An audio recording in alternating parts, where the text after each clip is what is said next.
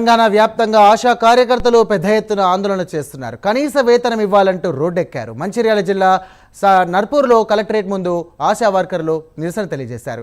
ఎన్ని పోరాటాలు చేస్తున్నా ప్రభుత్వం ఎందుకు స్పందించడం లేదని ఈ సందర్భంగా వారు ప్రశ్నిస్తున్నారు. ఇప్పటికైనా అసెంబ్లీలో ఆశా వర్కర్ల సమస్యలపై చర్చించి చర్యలు చేపట్టాలని ఈ సందర్భంగా వారు డిమాండ్ చేశారు. ఇక లేని పక్షంలో రాష్ట్ర వ్యాప్తంగా ఆందోళనలు చేస్తామని హెచ్చరించారు. ఆశా వర్కర్ యూనిట్ సిఐటియు రాష్ట్ర కమిటీ పిలుపులో భాగంగానే ఈరోజు మంచిర్యాల జిల్లా కలెక్టరేట్ వద్ద పెద్ద ఎత్తున ఆశలందరం కూడా ఈ యొక్క ఆందోళన బాట పడటం జరిగింది.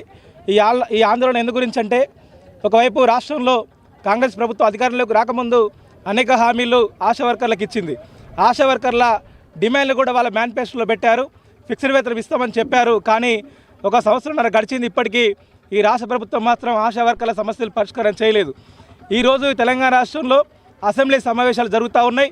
ఈ అసెంబ్లీ సమావేశాల్లో ఈరోజు మరి రాష్ట్ర పిలుపు భాగంలో మరి ఆశాలకు 18,000 రూపాయలు నిర్ణయించాలని మరి 33 జిల్లాల్లో కూడా కలెక్టర్ గారిని ముట్టడించడం జరిగింది.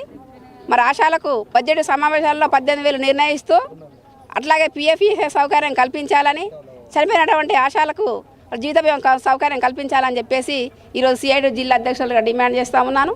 మరి గతంలో ప్రభుత్వాలు ఎన్నో హామీలు ఇవ్వడం జరిగింది. మరి కాంగ్రెస్ ప్రభుత్వం మరి మేనిఫెస్టోలో కూడా పెట్టడం జరిగింది.